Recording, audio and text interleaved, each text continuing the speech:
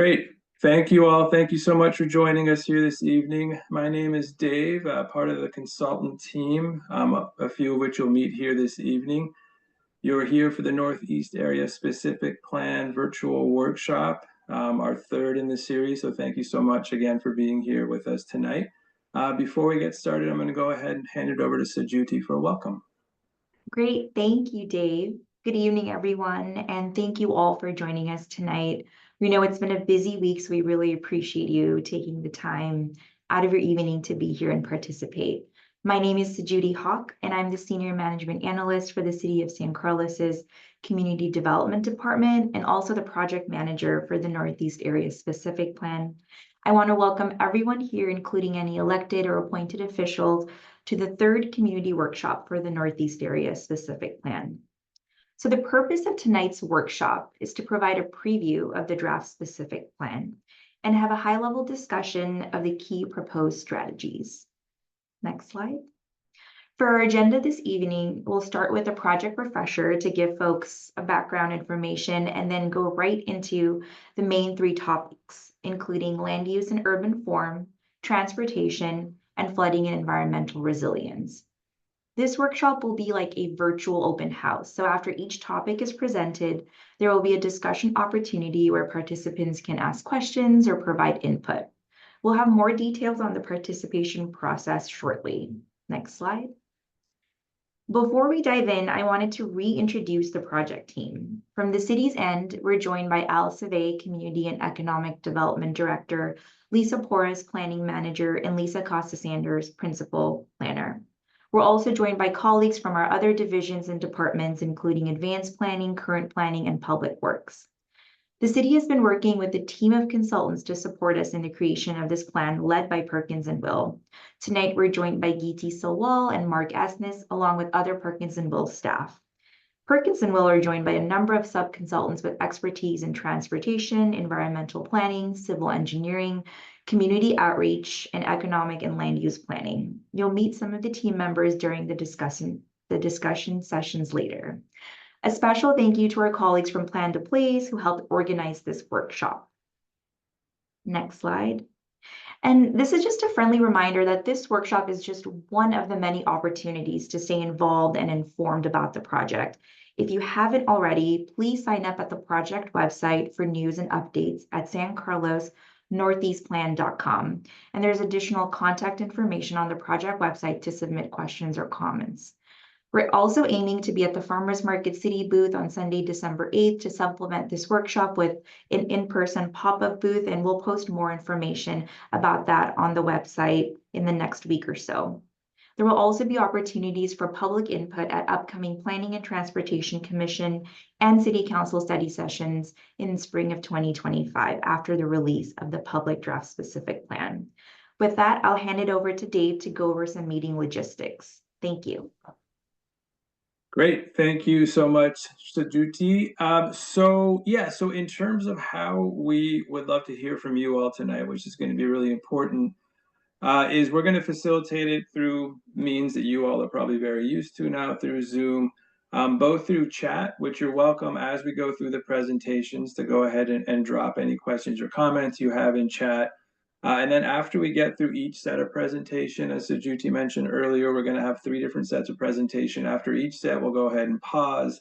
And then we'd love to get any verbal comments from you as well. And you'll notice that you're all muted right now, just so we don't accidentally interrupt each other. But when we get to that point, if you could please use the hand raise feature, which I'm sure you're all used to now, but it's at the bottom of the toolbar.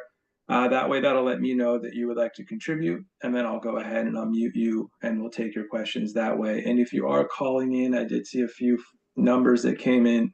If you dial *9, that will serve the same purpose of using the hand raised, and that will go from there. So thank you so much for your patience through that, and we really look forward to having a robust discussion with you all. I just want to note one thing, that as comments do come in through chat, please recognize we might not be able to get to or answer all of the questions. And if not, we'll go ahead and field them, and those that we can answer, we'll answer after the meeting as part of the summary, as long as they're kind of topical and related to the conversation here tonight. So with that, if we go to the next slide, So here we're going to kick it right off with interactive exercise with you all, just to gain an understanding of who's in the room here with us tonight virtually. And we love to do that through a tool called Menti that we use. And to do that, what I'd like you to do is if you have your mobile phone handy, if you bring that up to the screen with your camera open and capture that QR code, that'll take you directly to the poll that we're about to switch over to. Conversely, if you want to do it on your computer on a separate window, you could simply go to menti.com and then type in this code, which I'll bring back up on the next screen. So no worries if you don't get it to it now, but it's 29452971. And then with that, I am going to go ahead and take over. Mark, if you want to go ahead and stop sharing, I'll take over the screen share here and we'll get started. So thanks all for your patience, and here we go. I'm hoping you all are seeing the right screen here. I believe you are. I see folks chiming in already. So we're going to go ahead and get started here. The first question we have for you all is a very simple icebreaker just to kind of get used to the software if you haven't used it before. We won't spend too much time here, but this question asks, what's the name of the neighborhood where you live? So again, just an interesting way for us to start to get an understanding of who's in the virtual room with us here this evening. This could come in many forms. In this case, it's just going to be a very quick, simple list. You all can kind of see it as well as I can on the device you're using and or the screen share that you see right now. So we see a few downtown, East San Carlos, Clearfield, the greater East San Carlos area, Redwood City. Great. This is really helpful. I'm just going to go ahead and move us along in the interest of time, but this will continue to populate depending on how many folks are answering it as we move throughout the presentation this evening. So the next question gets more into the demographics. Again, we love to see as we go through this process who we're connecting with to make sure that we're getting a broad range of perspectives as part of this process. So this first question asks, what best describes your connection to the Northeast area? And you can answer as many of these that apply. It ranges from property owners, business owners, those employed in the area, customers to businesses, residents of East San Carlos or of San Carlos in general or other. And as you all could see with these colorful bubbles on the screen, there's a range of property owners and residents that have joined us as well as customers to the area. So thank you for playing along with us there. We're going to go to the next question. We like, I guess, part of the demographics as well. We like to kind of understand ethnicity of who we're connecting with. Again, this is all optional and completely anonymous, but it gives us an opportunity to kind of, again, just gauge simple demographic information of who we're connecting with. So thank you for that and these fun graphics that pop up to represent. And then very last question, and we could jump right into the presentation, is also just getting a quick gauge of age. And I promise this is the last question. I'm going to hand it right back over to Mark to get us started. Great. And again, this information will all be shared back out through the summary at after the meeting. So thank you so much for indulging and taking that survey along with us. And I'm going to go ahead and turn it back over to you, Mark. Okay. Thank you, Dave. Let me share my screen again. Okay. Hey, everyone. So my name is Mark Asness. I'm with the design firm Perkins & Will. I'm the project manager for the consultant team, and I'm going to walk you through a quick project refresher. So Northeast area, comprised of 145 acres, located on the east side of San Carlos. It's the area that's identified in the yellow boundary here, the yellow fill. Our boundaries consist of US 101 to the east, Belmont Creek and the Harbor Industrial Area to the north, Caltrain to the west, and the greater East San Carlos neighborhood to the south. It's also important to note that our district is located within a 10-minute walk of both the San Carlos and the Belmont Caltrain stations. So then if you zoom in, we have a district that is currently home to a diverse group of businesses, including industrial, manufacturing, life science, medical, utilities, and recreation. There's not a lot of districts that can say that they have both a trampoline park and an indoor badminton facility. That is impressive. So when we first started this project, we established 6 guiding principles. Celebrate the industrial legacy, calibrate the right mix of uses, improve access for all modes of transportation, champion district resiliency, address flooding and environmental issues, and develop district parking strategies. So I know it's been a minute since we last spoke, but the design strategies that we're about to walk through and discuss were informed by a robust stakeholder engagement process that included surveys, focus groups, in-person pop-ups, neighborhood meetings, 3 public open houses, commission study sessions with the Planning and Transportation Commission, as well as City Council. And as part of these engagement touch points, we received a lot of really amazing feedback. And I'm just going to highlight a couple of things that we heard that were things that we heard from many different stakeholders, like protect local business and ensure they have space to operate and grow, support for thoughtfully located housing within the district, improve district scale stormwater and sewer systems. Look at the city seal. It includes both industry and housing. Consider the transition to the greater East San Carlos neighborhood, add more amenities and restaurants for employees and residents, and add a pathway along Belmont Creek. Another very important thing to note is that our specific plan process is building on foundational San Carlos planning efforts, whether that's the economic development plan, the bicycle and pedestrian master plan, climate mitigation, Eastside Innovation District vision, as well as the general plan housing element. We are also in sync with the concurrent 2045 general plan reset. So we are working in close partnership with those respective city departments and teams to make sure we are aligned with those concurrent planning efforts.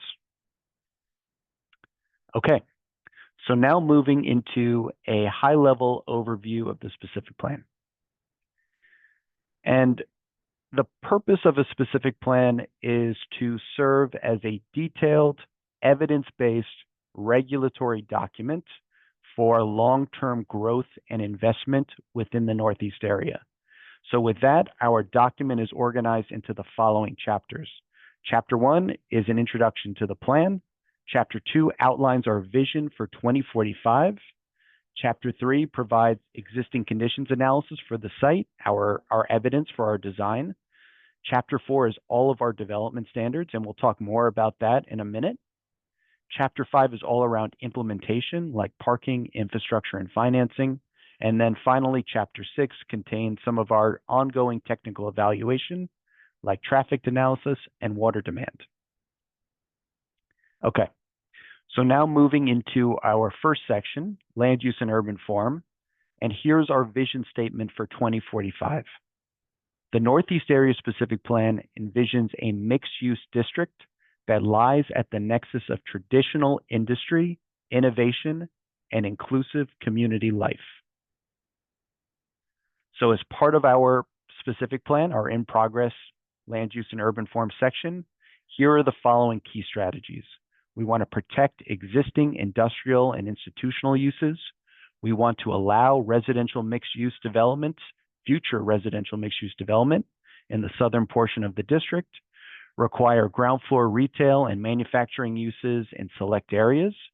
We have updated our allowable heights and density for new development across the district. And we are also requiring publicly accessible green spaces for redevelopment on specifically larger sites within the district. There would be a requirement for open space. So now moving into land use, there are 3 land use designations. There's the production and innovation in purple. There's the planned industrial in pink. And then there's the mixed use residential Northeast land use designation in yellow. For production and innovation, our goal is to foster a mix of industrial workshops, warehouses, commercial, recreation, R&D, office, and retail. And it's really important to note that the uses that we're permitting as part of this new land use designation are already permitted in the light industrial and industrial professional zoning districts that is in the Northeast area today. Planned industrial is focused on accommodating existing critical utilities such as PG&E and the Palo Alto Medical Foundation to ensure they can continue to operate and grow within the district. And then mixed-use residential Northeast is to provide future multifamily residential with neighborhood amenities. We at the beginning of this process, we received council direction to explore the possibility of integrating housing into the Northeast area. And we determined that this specific area made the most sense for residential as it was in close proximity to Caltrain, El Camino, downtown, and is directly abutting the greater East San Carlos neighborhood. Now moving into ground floor retail, we are only requiring ground floor retail for new development, only for new development at 3 key intersections: Industrial Road and Quarry Road, Old County Road and Quarry Road, and Old County Road and Taylor Way. And the specific plan provides standards and guidelines for floor-to-floor heights, corner treatments, transparency, and outdoor spillover spaces. And that's not to say that you can't add retail or neighborhood services in other parts of the district with new development. However, the only places we are requiring it are at these 3 key gateways. Now for ground floor industrial, artisan, and manufacturing, for new development along Quarry Road, we're requiring that a percentage of ground floor spaces be designated for these types of industrial and manufacturing businesses. And again, we provide as part of our standards guidance around ground floor height, maximum setback length, transparency, as well as spillover space. So now moving into base heights. The base height allowances that you see on this map on the right, they're consistent with our current zoning districts with 75 feet in the area in light blue and 100 feet in the dark blue, which is currently our industrial professional zone. The one area where we have made a change is this area in that says 90 feet that's bounded by Brigado, Glen Way, Taylor Way, and Old County Road, because we have proposed to change that to residential mixed use. And you'll see that the area just south of Taylor Way in the light blue remains 75 feet, and there is a required setback for new development adjacent to single family residential, which I will talk more about in a minute. But we're also, as part of the specific plan, introducing bonus heights, which can be redeemed in return for tangible community benefits for the community, like investing in multifunctional floodable open spaces that are usable, publicly accessible, improvements to Belmont Creek, as well as enhanced street experiences. It's also important to note that if a new development was to take advantage of this bonus height, that they would still need to comply with the FAA regulations that are enforced by the Airport Land Use Compatibility Plan for the San Carlos Airport. And then finally, last but not least, our specific plan is proposing a step-down requirement for development that is directly adjacent to single-family residential, going from 75 feet to 35 feet within 130 feet of the rear property line, as I said, when adjacent to a single-family residential zone. And when you include the 50-foot easement that's already in place, that would actually be 180 feet. So with that, I'm going to stop and we are going to have a discussion. Thank you, Mark. So as I mentioned earlier, we've seen some comments coming in through chat. I also encourage you, if you had any verbal comments that you'd like to share, any points of clarification, or thoughts, this would be the time to do it on the land use discussion. There'll be other opportunities moving forward here as well. And I was going to remind you to please go ahead and use the hand raise feature, and then I will go ahead and unmute you. And Carlos, I see that you've done that, so you should be able to unmute yourself, and then we'll come back to some of the chat questions as well. Carlos, over to you. Welcome. Yeah, hey, thank you, everybody. Carlos Hernandez. I am General Manager from Delta Star. We're in the corner of Taylorway Road and Industrial Road. We are owners of the property, and we are in manufacturing.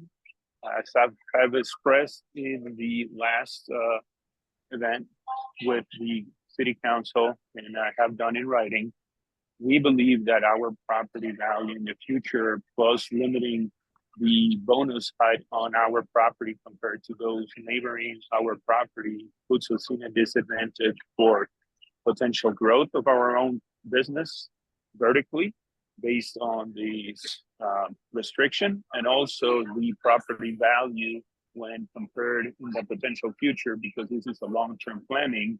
If somebody's going to sell and resell for whatever the land use would be in the future, the next door neighbor adjacent to us will have an advantage on property value. And we don't believe this is a proper way to do it. Thank you for that point, Carlos.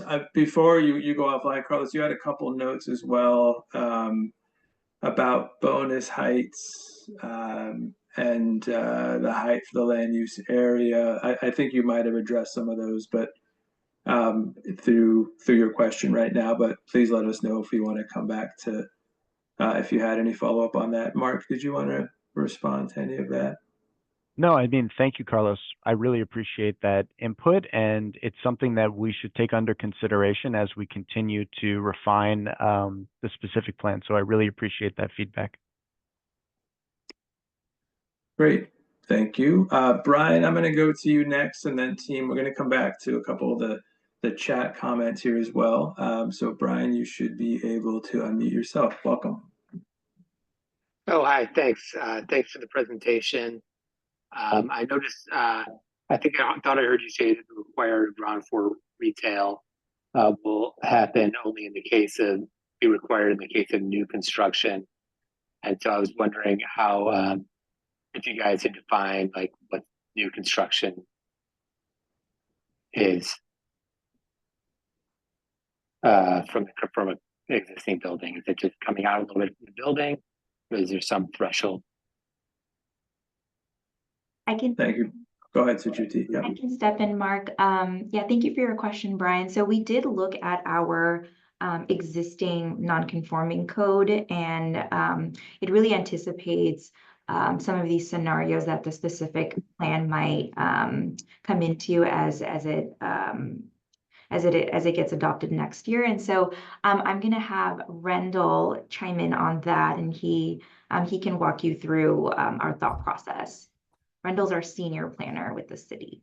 Yes, thanks, Judy. Hi, everyone. Rendell Busto, senior planner in advanced planning. So as Judy said, the city does have an existing non-conforming code that addresses situations where it may be legal and non-conforming or grandfathered uses or structures.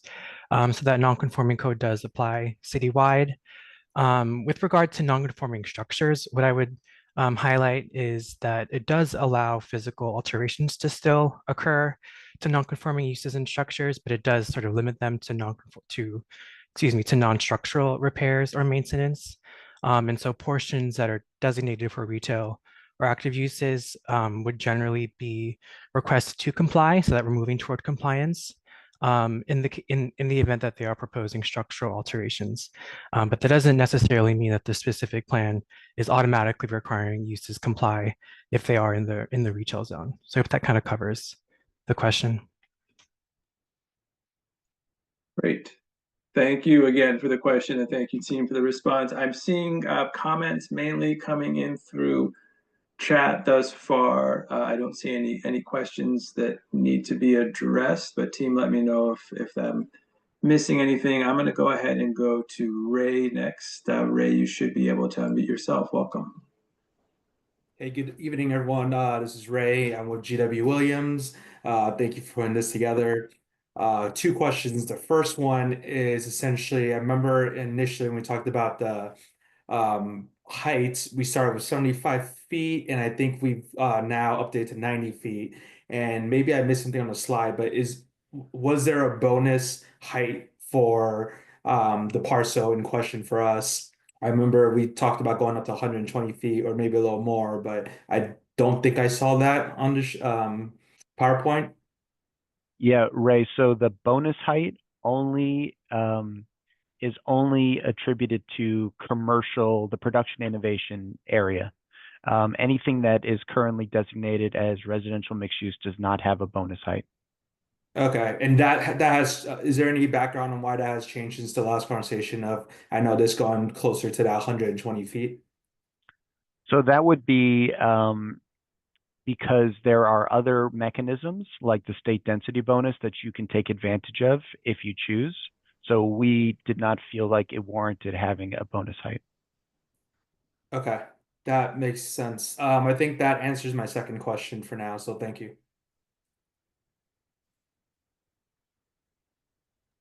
Great.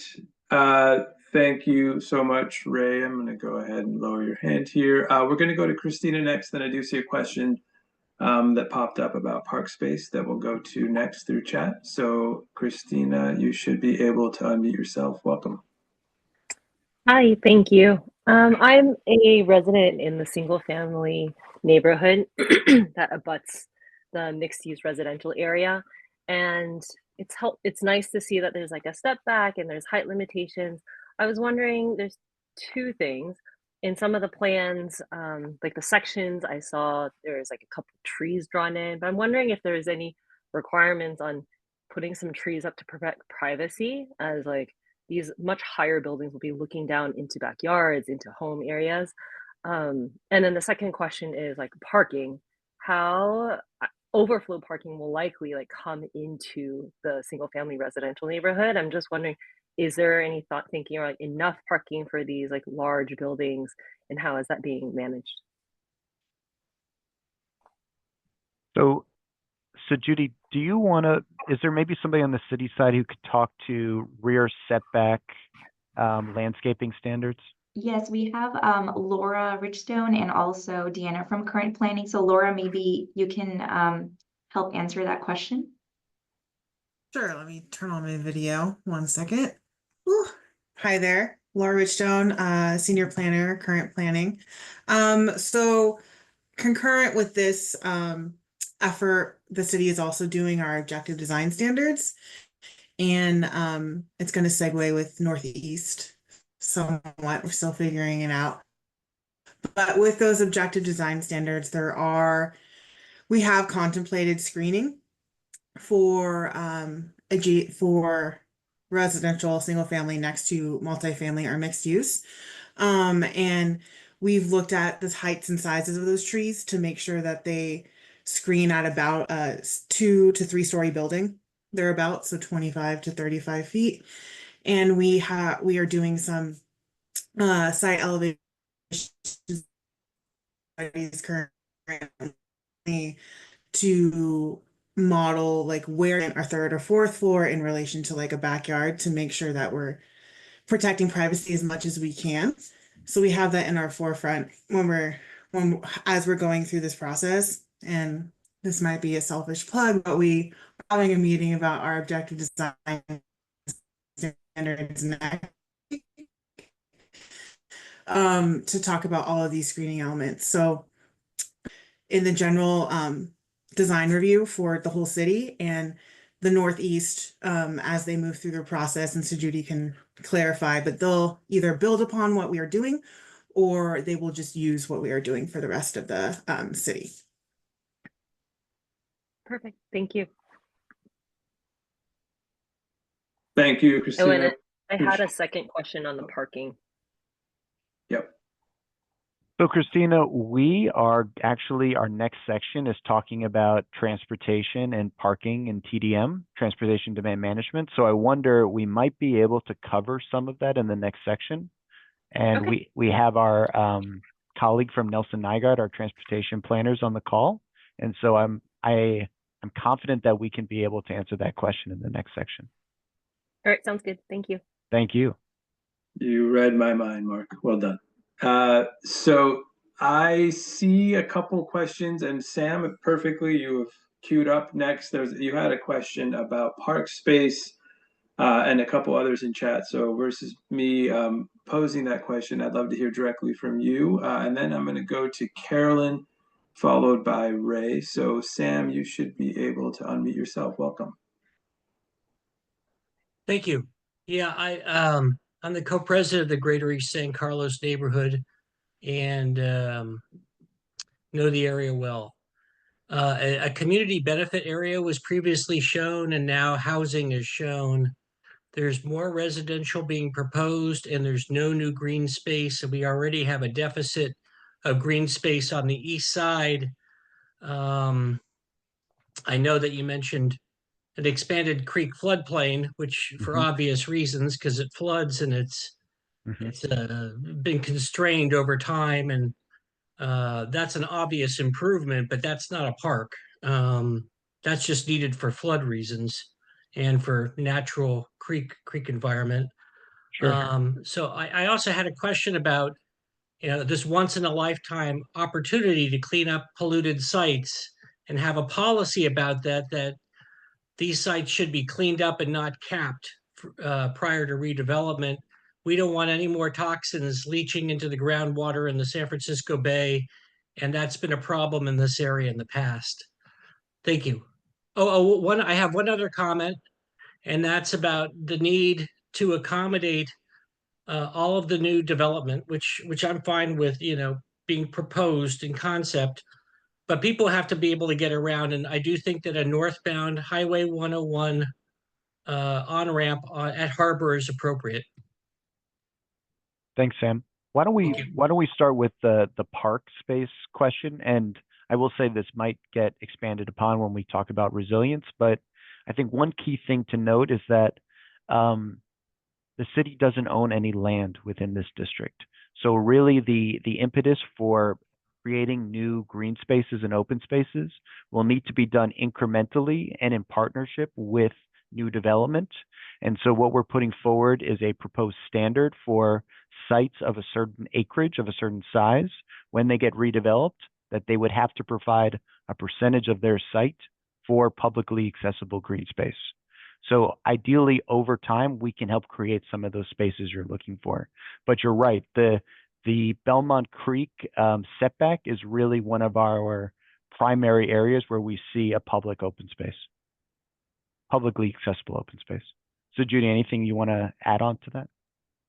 No, I think you've captured that. And I think what Sam is referring to was in the previous land use map, we had this kind of star showing open space. So we are considering, like you said, Mark, different ways to get that open space. But the one that's kind of part of the plan is that Belmont Creek pathway. Great.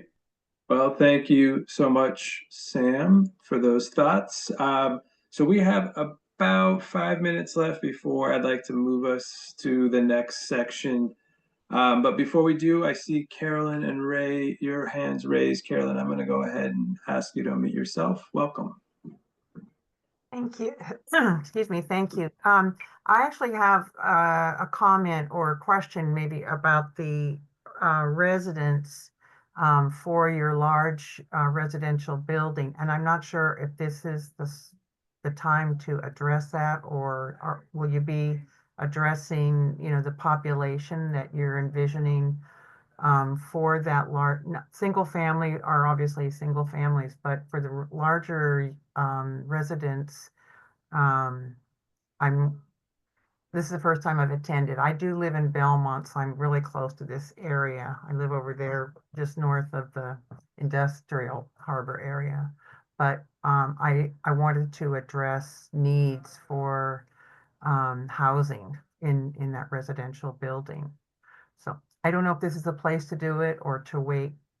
Are you having a further discussion about that?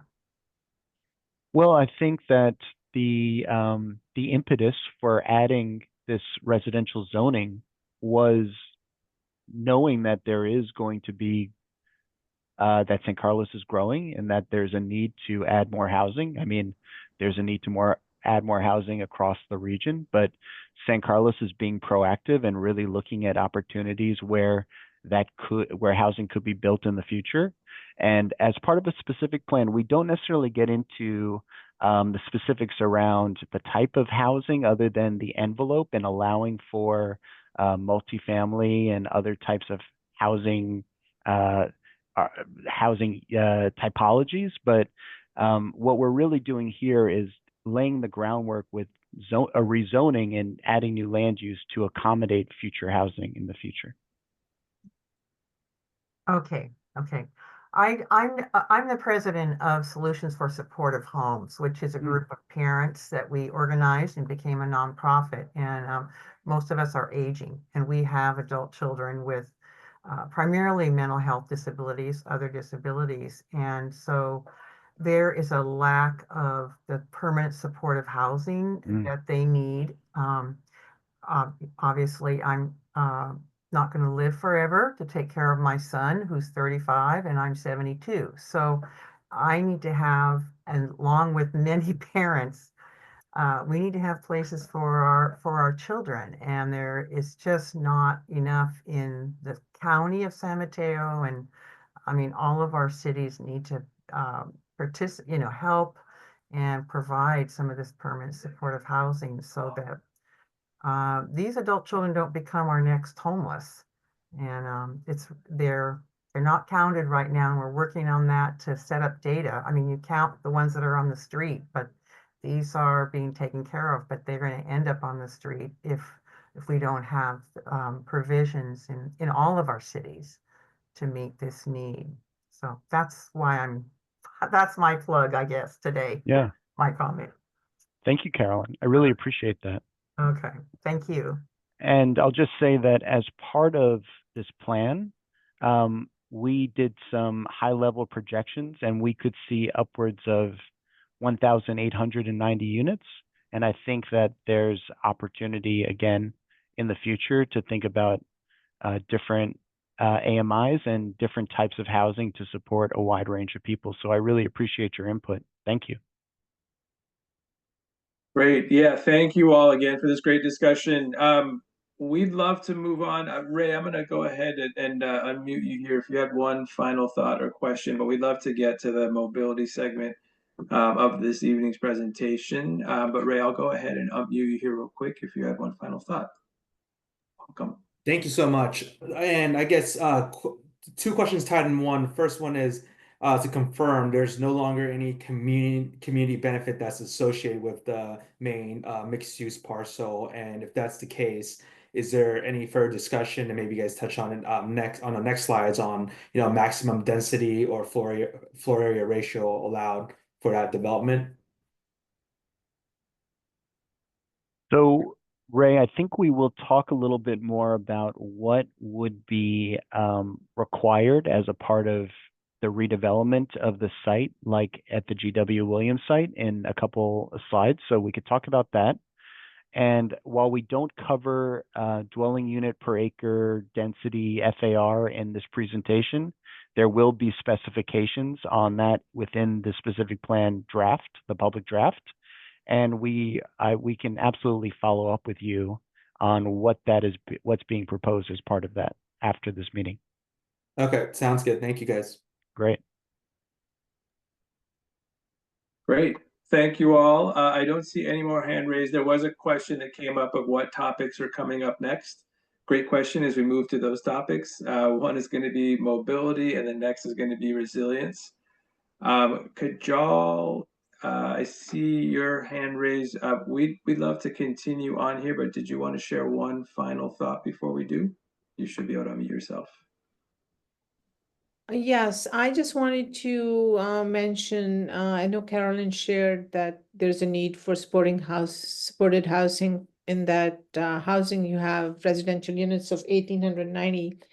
Is this the only place we can talk about this, or is there another venue where we can express this desire to have a portion of this 1,890 units set aside for people with mental health challenges who might need not just the housing, but, you know, to have like a case manager or someone on site or available. Is this the only place we can do it, or is there another place we can go to? So Judy, would you like to respond to that? Sure, I think we'll have to think about that a little bit. Usually, those type of uses would you would have to talk to the developer when they're proposing the plans, but we'll think about that a little bit more, Kajal, and get back to you. Thank you again all for those great questions and comments that are coming in through chat. We're going to go ahead and now go over to the transportation topic and back over to you, Mark. Okay, thanks, Dave. So moving into transportation, our vision statement for 2045, the Northeast Area Specific Plan envisions that all streets and public spaces provide safe and sustainable options to travel through the district, supporting vibrancy and economic development. And as part of our mobility chapter and our standards and guidelines, we are putting forward some key strategies. One is a new public street segment that connects Quarry Road to Brigado Road. We are putting forward proposed roadway safety measures like a new signalized intersection on Industrial Road. We have a menu of designated on-street curb uses. We are proposing protected bikeways on Old County Road, Industrial Road, and Taylor Way, and we'll talk more about that in a minute. A multi-use trail along Belmont Creek, and updated parking requirements for new development. So for roadways, just going back to that new street segment, so it's this area that's in the green fill here where you see my cursor that connects Quarry Road directly to Brigado Road. It is this segment that we are proposing. We also should note that all streets are maintaining two-way vehicular traffic. We're proposing that new signalized intersection right here at the intersection of Taylor Way and Industrial Road, along with improved mid-block crossings at several locations, primarily on Old County Road and Industrial Road. And then just some of the things that we're putting forward for potential on-street curb uses, timed and paid on-street parking, part of our residential parking permit, ADA and EV parking areas, short-term pickup and drop-off, commercial loading, and the potential for outdoor dining parklets. And then for active transportation, it's important to note that what we're proposing is consistent with the council-adopted bicycle master plan. We're proposing protected Class 1 bikeways on Industrial Road, Old County, thinking about really bringing to fruition the extension of the East Side Connect and Taylor Way. We'll have Class 3 on-street bike lanes on our internal roads. And we're proposing what we refer to as a mobility hub along Old County Road next to the F Street underpass that would help us support first mile, last mile connections to Caltrain and VTA transit service. And a mobility hub, it can look like a variety of different, it can look different depending on the context, but generally it can include secure bike parking, e-bike charging, shared micromobility like bikes and scooters, as well as pickup drop-off for rideshare. That's a project that will need to get determined as we move forward with investing and implementing the plan. So now just a couple of before and afters or today and future street sections. So this is what Industrial Road looks like today. And this is what it could potentially look like in the future. And this is part of our proposed street sections and standards within the specific plan. So you'll note that we have a wider sidewalk, a protected bike lane, a multi-use curb zone, which could include enhanced bioswales, on-street parking, commercial loading zone. We have bidirectional traffic and a turning lane. These lanes can accommodate trucks movement. And then you could see that on the other side as well. Again, multi-use curb zone, protected bike lane, and a pedestrian zone.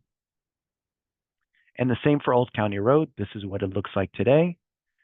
And this is what it could potentially look like in the future with a comfortable pedestrian zone sidewalk with street trees, bioswales, places for benches and bike parking, a two-way protected bike lane. Again, thinking about how can we extend the East Side Connect as well, that and making it physically protected and have a buffer zone, as well as 2 lanes of traffic.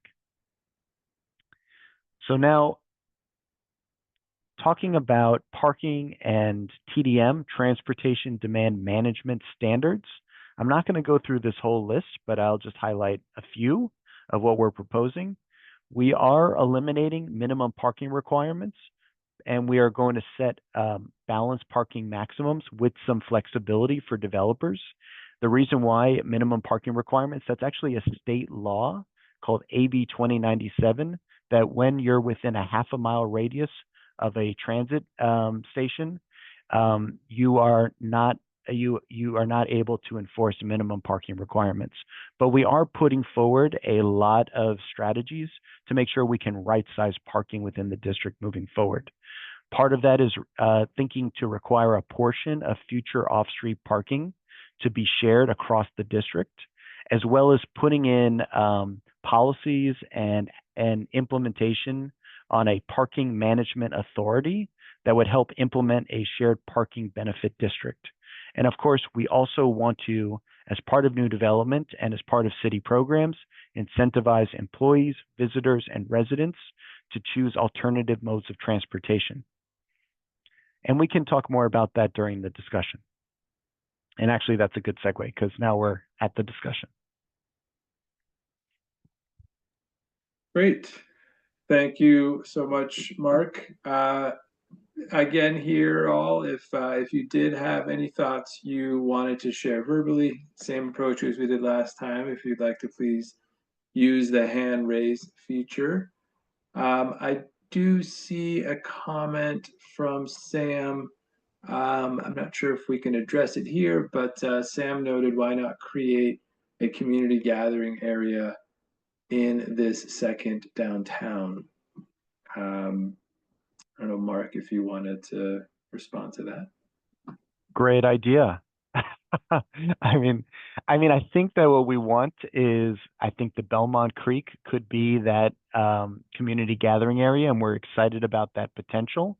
But again, like looking at the larger vision for the district and how using our standards and guidelines, both the redesign of our streets, the opportunity for publicly accessible open spaces within large parcels, can we create a variety of different community gathering areas that can really support a wide range of people at different times of day, night, and during the week. So I think it's a fantastic idea. Great. Thank you for that, Sam. Christina, I see your hand raised. I'm going to go ahead and ask you to unmute yourself. Welcome. Hello. Hi. So on question on the parking, I just want to make sure I understood correctly. Yes. It was like there's no minimum. You can't require the developers to have parking, really. They can decide however much parking they want to put in. Is that accurate? It's completely up to the developers to decide how much parking to put in for their buildings. Alex, do you want to address this? Yeah, thank you, Christina. Yes, let me, I'll touch on a few things and some of the questions you asked in the previous section, or some of the topics you raised, because these are great questions. So our approach, and perhaps Mark, you might flip back to that list. So we're thinking carefully about parking in a few different ways. So I want to highlight that. So yes, eliminating minimum parking requirements is a way of giving some flexibility to developers to build parking they need. Now, the trick is, right, we don't want that to mean that developers build no parking and just count on public streets to take care of their needs, right? So there's a multi-pronged approach here, removing the minimum requirements, but also having on-street management, both in the district and, as you raised earlier, being thoughtful about spillover impacts. So making sure that all of the parking within the district is proactively managed by the city. And then making sure that the parking requirements for off-street have a little bit of a tiered approach here. So there's developers can build up to a certain amount as much as they need, and they have an incentive to do so to make sure their parking needs are met. And then above that amount, they have room to build a little bit more, but with certain requirements, right? So doing a little bit more demand management programs and investing a little bit more in non-driving opportunities for their site. So it's a little bit of a balance here, also being thoughtful about the way traffic and parking are related. See, the more parking means more traffic and trips here. So we're trying to find that balance of, yes, they're building parking, but they're not building so much that the district is gridlocked.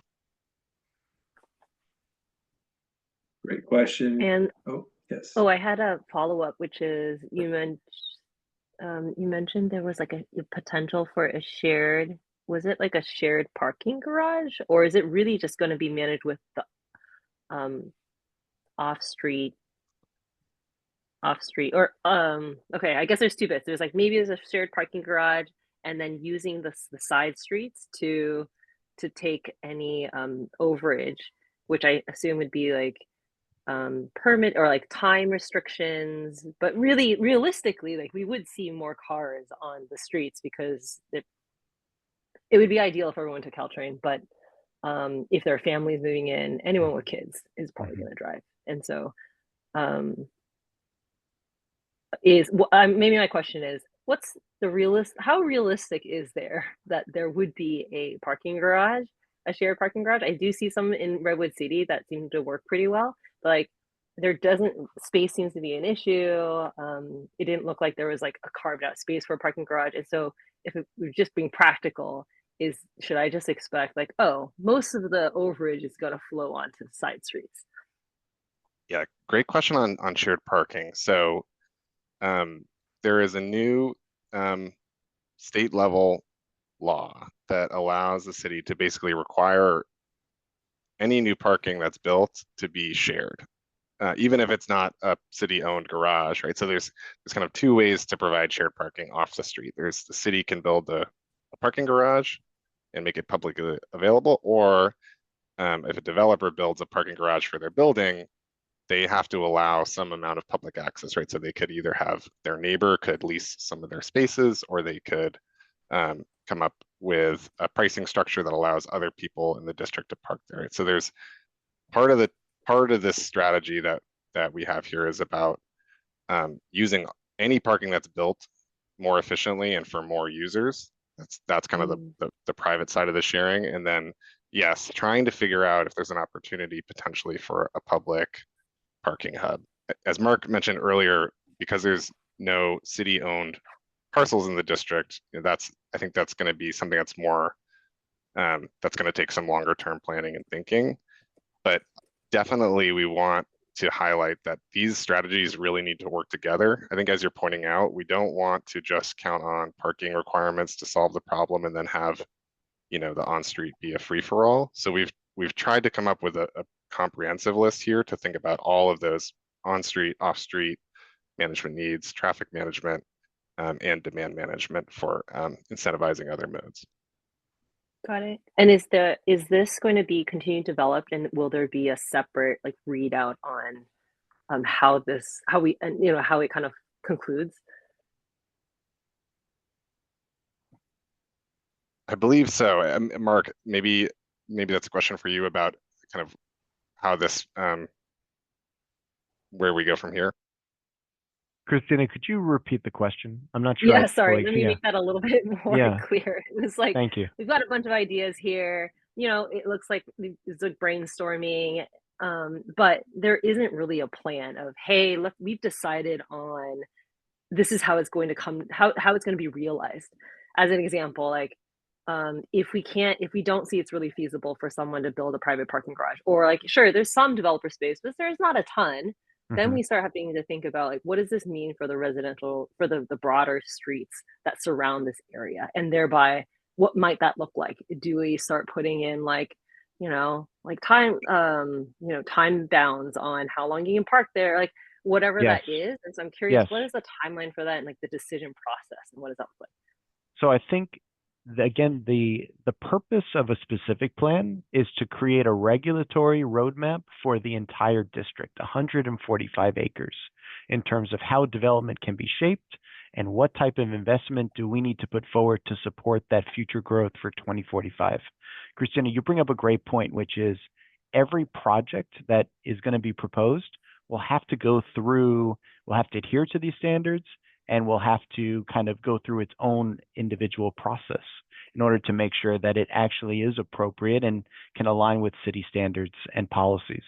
And as well as in thinking about the streets, and once those get, once there's a capital project that can help redesign this street, there would need to be a separate project to understand what that means in terms of on-street and is it paid parking and how is it helping to support the larger community. So I hope that helps provide some clarity. And so Judy, I'm not sure if there's anything you wanted to add to that. No, I think you covered it, but I saw Alex, you just unmuted yourself. Yeah, I'll just add to these on screen, Christina, to your point, these will be written as detailed, almost looking like city code. So there will be lots of detail here on these, but as Mark is saying, that won't be at the project by project level. That'll be at the district level. And I did want to note also that the city is embarking on a citywide parking and TDM effort. And that is going to address exactly what you raised, that we need to make sure, you know, at the boundaries of any neighborhood, right, we don't get to the edge of where we've drawn our line and then, you know, the problem spills over. So there's this holistic look that's going to support and address some of the issues you raised. Great. Thank you for those questions, Christina, and the great responses, team. We have about 5 minutes or so for this segment. I'd love to provide some time for the next, which is on resilience, which I actually see some questions popping up in chat on that as well. Sam, I see your hand raised. I have one question or a couple that I want to just pose through chat, and then Sam will come back to you. And we might have partially answered this one, but one was, Old County Road is a designated north-south bikeway, which is poorly paved with a heavy crown and too much parking. What is the proposal for bicycles and parking from Springfield to Belmont Creek? I don't know if that's a question for you, Alex, possibly. I think that Mark showed that street section, which I think is addressing exactly this question, and maybe that question came in right before that we got to that slide. Yeah, correct. So what we're putting forward as part of the public draft is typical cross sections for all of the streets within the plan area, including Old County Road.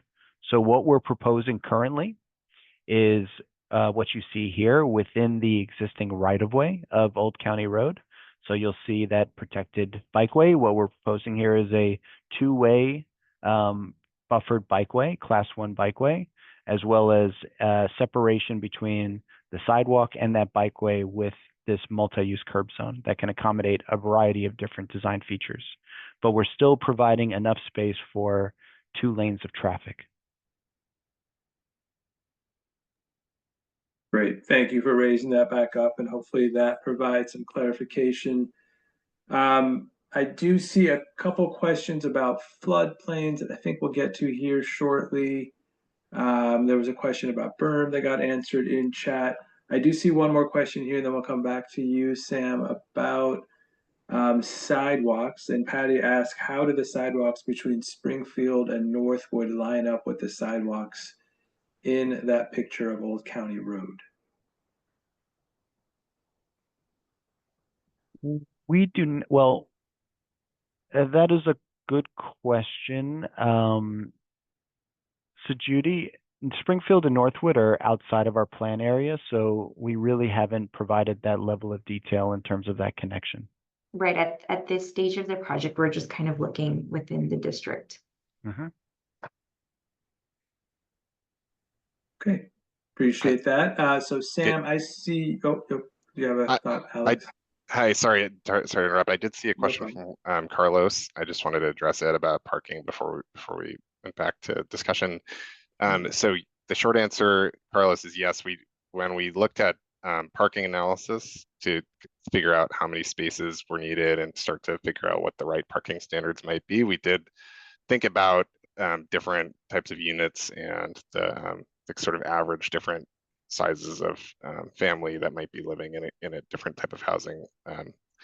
And for your second part of your question, I'm just not sure I totally understand, but I think, again, I would just emphasize that it's kind of a two-pronged approach here. So trying to get the amount of parking built calibrated there with the parking standards, but then also on the managing demand side, requiring new development to do things like invest in bicycle programs, offer transit subsidies, provide carpooling and ride matching services, things like that that help make it easier to just reduce the number of trips that people take by car. So, and that is related to reducing parking demand. So I hope that addresses your questions. Great. Thank you, Alex. Alex, actually, there's one more question on parking that came up. I don't know if you see that. It says, if parking in this area is all going to be parking garages, how do you protect parking in the residential neighborhoods to the south? Yeah, and this I think goes to some of the questions Christina was raising, right? It's there will be off-street parking. There will be potentially on-street parking within the district as well, but it's about actively managing those roads, right? So today there's minimal active management, and folks can kind of park for a long period of time. There's limited enforcement as well. So even if there are posted time limits and things like that, it doesn't necessarily make sure folks follow the rules. So the idea here is we have to do it all together. So it's within the district, it's thinking about setting those on-street regulations. So time limits, maybe other tools to accommodate different types of curb uses. So short pickup drop-off zones, things like that. But as you point out, making sure that we're aware that there are spillover potential impacts that folks, who don't want to adhere to the time limit might go around the block and want to be looking for a spot. So we have to revisit parking management options at kind of a holistic citywide level, and that's something the city's doing, not through this project, but through another project that's just getting started. So that will be part of the thought process there, Scott. Great. Thank you, Alex. And thank you so much for your patience, Sam. I'm going to go ahead and ask you to unmute. I think we'll take this one last question, and then we'll go ahead and go on to the next segment of the presentation on resilience. So Sam, you should be able to unmute yourself. Welcome back. Yeah, appreciate the comments about unbundling parking. Parking still needs to be provided because people will drive in and out of the area. And, Palo Alto discovered that providing a parking garage was the single largest economic development improvement they could make in their downtown. And I would argue San Carlos, also with its back alleys and parking opportunities, also unbundled parking from a number of land uses, in the downtown area. But having some place where people could park, like a parking garage, could solve a problem, and that might require a special district to be able to facilitate that. I also wanted to comment about other types of improvements along the streets, such as green infrastructure and trees. We're dealing with climate change, and shade is important, and as well as livability and we've had a lot of drainage issues in this area, and green infrastructure should be part of the plan as well. Thank you. Thank you, Sam. And I think that's almost a perfect cue up, like you knew it was coming, to our next segment of the presentation. So over to you, Mark. Okay, our third and final section, flooding and environmental resilience. Same deal, our vision statement for 2045. The Northeast Area Specific Plan envisions streets and public spaces as multifunctional landscapes, defending the district from flooding and sea level rise. And our key strategies include proposing underground sewer and stormwater updates throughout the district, new street design that integrates green stormwater infrastructure like enhanced bioswales, new development on large sites that we would be requiring as part of these redevelopment of these sites to provide green spaces that can help support mitigation of flooding, as well as all new development must be raised to prepare for sea level rise. So these are strategies that will be in effect across the entire district. However, there are specific areas that we are requiring some additional standards and guidelines. And they're identified as the sea level priority zone that you can see in this boundary here as well. And then the second one is the creek front zone, that all the parcels are directly adjacent to Belmont Creek. So for the sea level priority zone, this area is in the historic San Francisco Bay shoreline. It was historically wetland and marsh. It's in the FEMA 100-year flood zone. It is very vulnerable to flooding and impending sea level rise. As anyone who has worked in or lived in the district, lived in San Carlos know, you can remember in early 2023 when we had that extreme weather event, there's a lot of flooding in this area and subsequent property damage. So as part of new development, we are asking property owners and developers to select from a menu of design strategies, like creating a natural buffer along the existing stormwater channels, permeable parking lots, if there are any surface parking lots, with enhanced landscaping, vegetated roofs and rainwater collection systems, multifunctional open spaces. These are parks, these are green spaces that will blend people space, places where we can all come together, as we were talking about, these kind of community gathering areas, but also having enhanced green infrastructure and the ability for stormwater retention. And then our creekfront zone, again, all of those parcels that are directly adjacent to Belmont Creek, there would be a requirement for a 35-foot setback from the existing top of bank for all new development. 25 feet of that would become riparian landscape, and 10 feet would be designated for a multi-use trail or pathway. And then, so that's the requirement. We also have guidelines, recommendations to include some additional spillover frontage, as much as 15 feet, to help activate this Belmont Creek path and trail and open space, because we want to make sure it's not just helping to support flooding mitigation and thinking about habitat and resiliency, but also making it a safe and activated space for everyone. And actually, that was it. That was the overview of this section. So on to discussion. Great. Thank you for that, Mark. There was a question that came up in the previous discussion that might relate here, but before we get to that, Leslie, I see your hand raised, so I'm going to go ahead and ask you to unmute. Welcome. Hi, my name is Leslie Wambach, and I actually am a former resident of San Carlos quite a few years ago.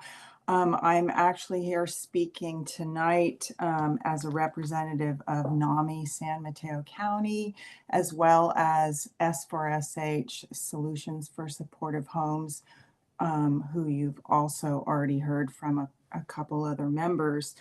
And I've been waiting. I wanted to kind of get through the whole presentation before I sort of offered my more overview comments that are really more on the land use topic, but the word resiliency kind of perked my interest because it made me consider, well, what about the human resiliency, the community human resiliency of the overall project? And I guess that's the kind of perspective point that I'm speaking from, which goes back to Carolyn's point about the absolute dire need to start creating more permanent supportive housing.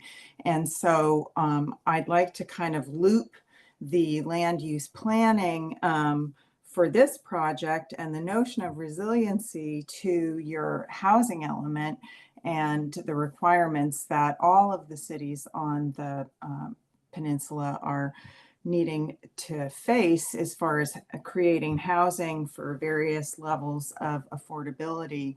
And for the disabled community, that level of affordability is the lowest level. It is the acutely, extremely low income level.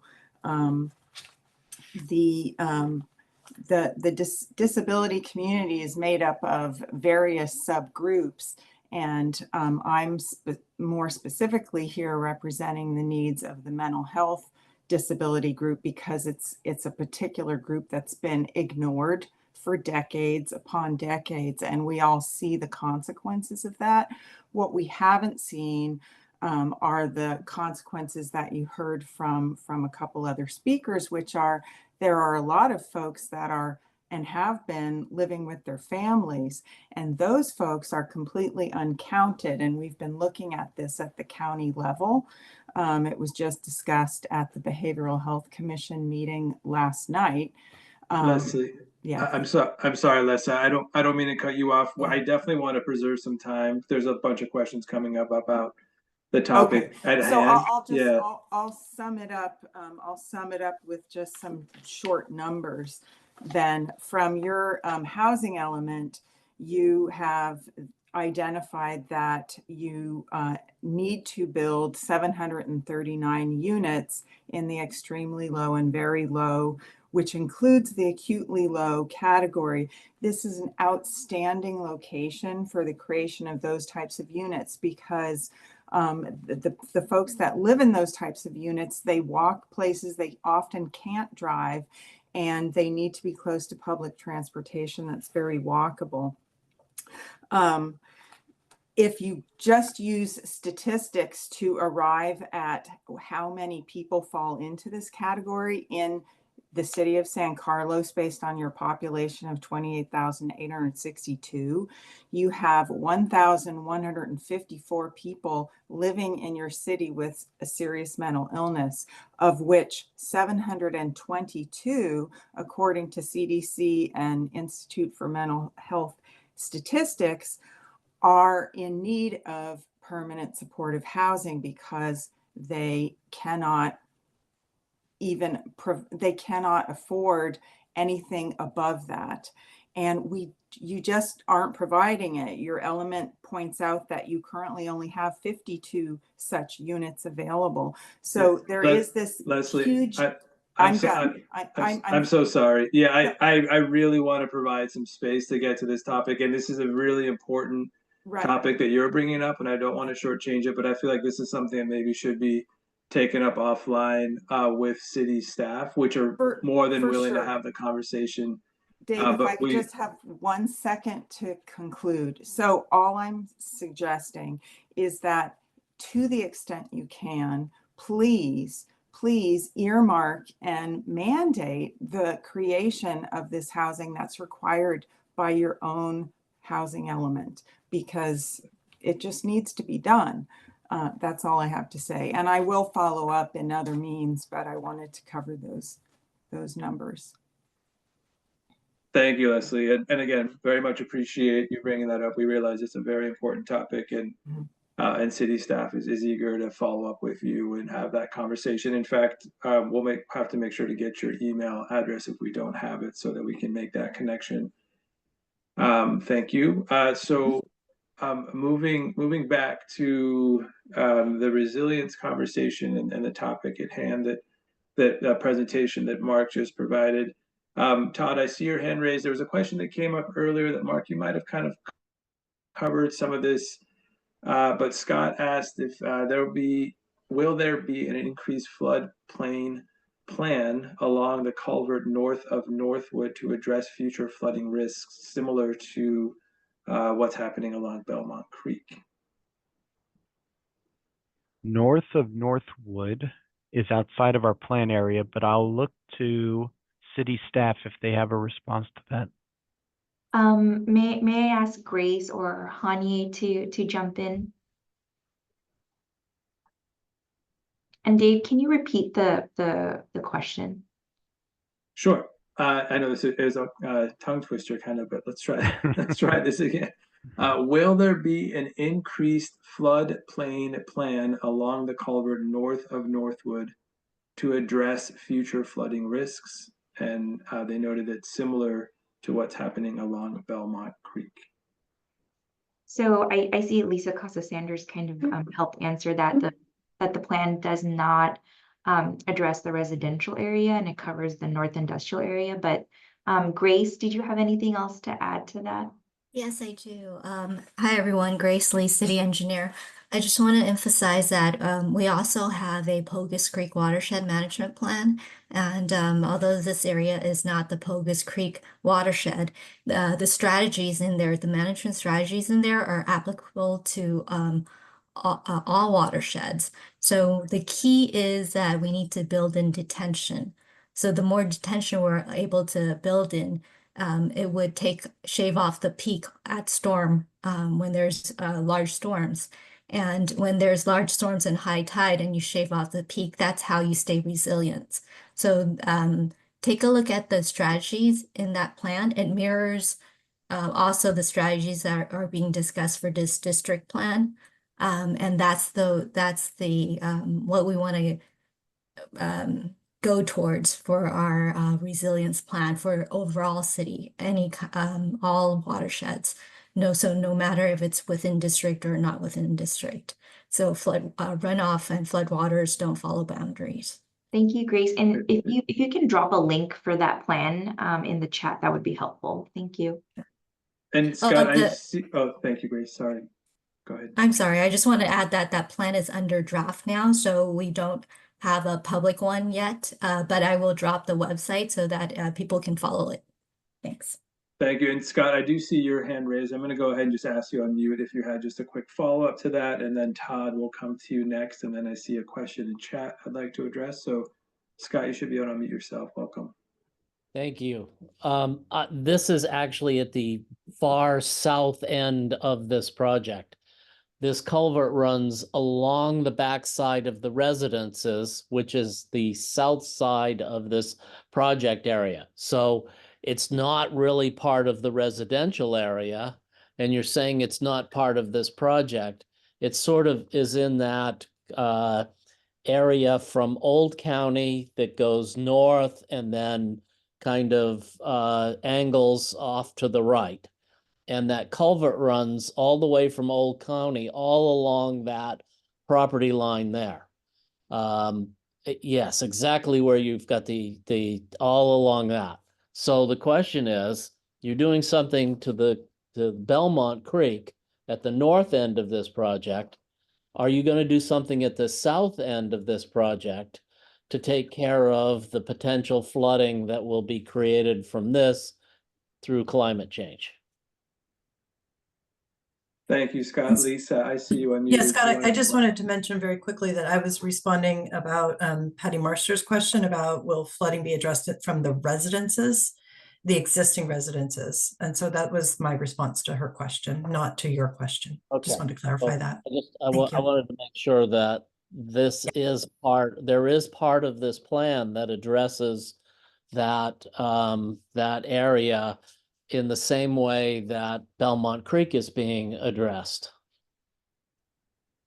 Anybody have I any? can hop in and maybe take this one. Mark, I believe we do have a setback that is along that edge of the plan, along the channel that was just part of the discussion. So it would be handled, I think, similarly to Belmont Creek, where we do have a setback from the channel that would provide some of the similar function of the setback along Belmont Creek. So there's the 50-foot easement that's already in place. And then to Patrick's point, there is a rear setback that would be required with new development. But it's not to the same extent as Belmont Creek.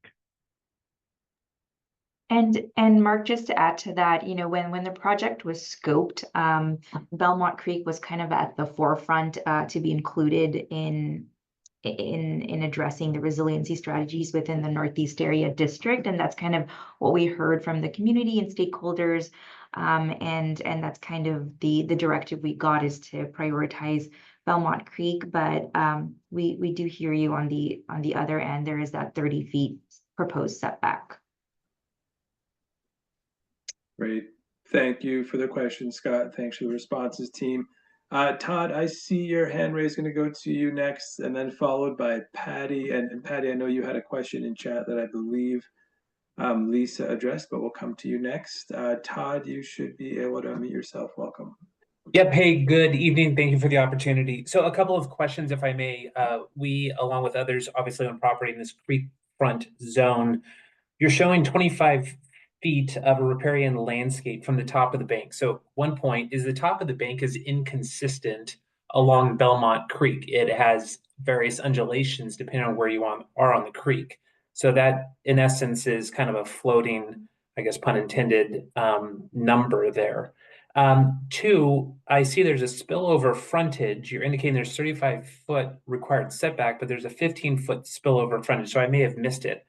Is that not an obligation on behalf of a new development to allocate the entire 50 feet? And then lastly, the riparian landscape, how did you come up with the 25-foot setback? Is there some type of document that was predicating the fact that that 25 feet was needed? Todd, all good questions. Thank you. So first one, you're right. Top of bank is going to differ depending on your property and where you are along the creek. So this is a project by project type of detail that you would need to, as through a survey and through a more detailed type of site plan, undertake where is your top of bank and then set back. Your second question was regarding the frontage zone. That is not part of the standard. The requirement is 35 feet. This was per guidance from One Shoreline. So we're working with our regional partners on what is the appropriate setback. There is a guideline for additional space, if it can be provided, that would help support a more active, safe, and more usable greenway, but the requirement is really around 35 feet. And then to your point about the 25 feet, that is, again, in coordination with our regional partners, but we also are looking at this from a multifunctional standpoint, and we see an opportunity for a 10-foot multi-use trail as being a great amenity that could be a part of this. And so we wanted to put that in, and then allowing for the remainder of that space be for both mitigation and flooding measures, as well as habitat creation. Patrick, anything you want to add on that? No, I think you hit on the head, Mark. Okay, great. Great.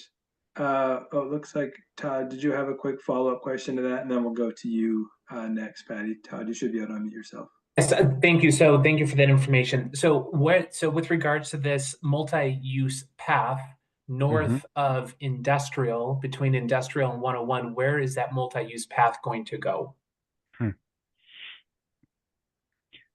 That's a good question. I mean, it's really about, it could be a place where people can turn around, but that is a requirement that we can see for parcels all across the creek. Yeah, there's not going to be a future extension across the freeway, at least as part of this plan, but we still see that this could be a value, is having some space where people can cross industrial and come over to the northern side of Industrial Road. I see. And then I assume the city will compensate landowners for that property, or how does that work? And that's my last question. So Judy, does somebody from the city want to take that question? Maybe I can have Lisa P. or Grace chime in.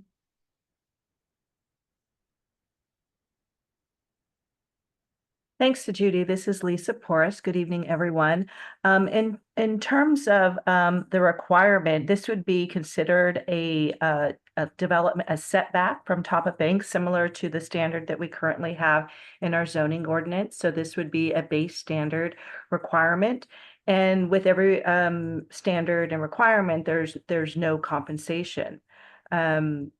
As standards are the base requirements. And let me know if you had a follow-up to that, but I'm under the impression that you're asking, is there compensation as a result of our particular development standard? And then to that, the answer would be there is not.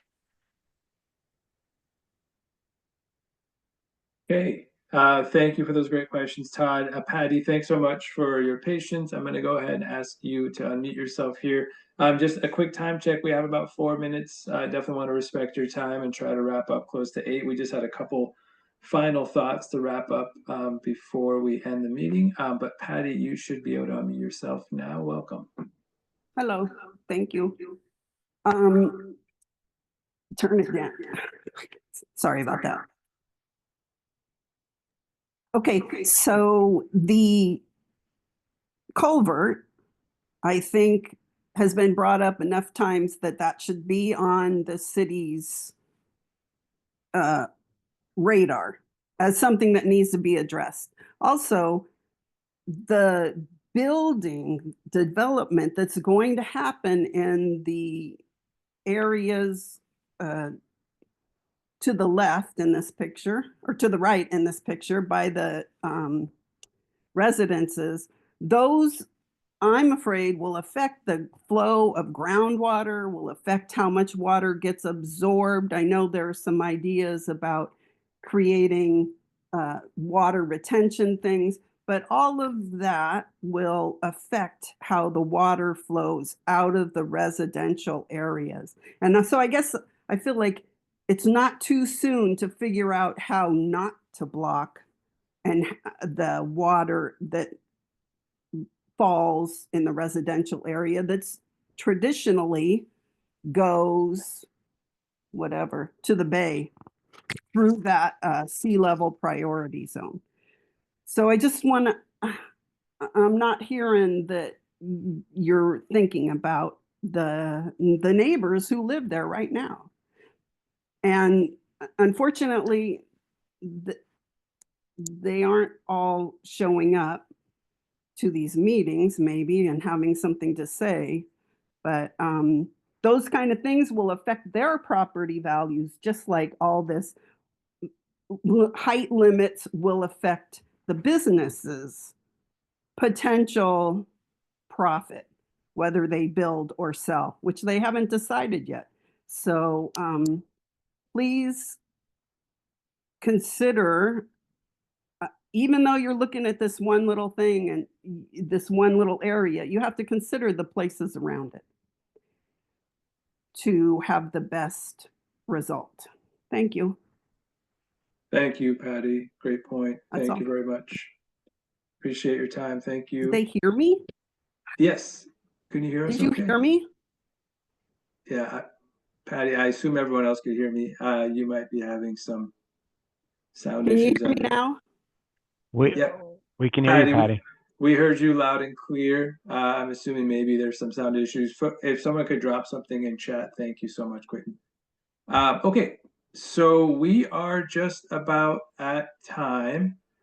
So Mark, I'm gonna have you go ahead and get us. Thank you all again for the fantastic conversation. Just a quick reminder, we've taken all this great info. We're gonna bring it back in a summary as well from the chat conversation as well as the verbal, so we can kind of wrap this up so that you have something to review, as well as this presentation will be posted for your review as well. But with that, I'm going to hand it back over to Sujuti to close us out. Thank you, Dave, and thank you, Mark, and thank you to the community for coming out. And we'll just close out the presentation with a reminder to continue visiting the project website at sancarlosnortheastplan.com and continue your engagement. So after this workshop, the project website will have a recording of this workshop along with a general comment form for anyone who's interested in submitting a comment post-workshop. And in terms of next steps, the project team will take all of this feedback into consideration and continue preparing the public draft of the specific plan. And so after the public draft is released, there will be additional opportunities for public comment at future Planning and Transportation Commission and City Council study sessions, probably in early spring of 2025. And with that, we will end the presentation. Thank you all for joining us and have a good night. We really appreciate each and every one of you joining. Thank you all. Good night. Good night.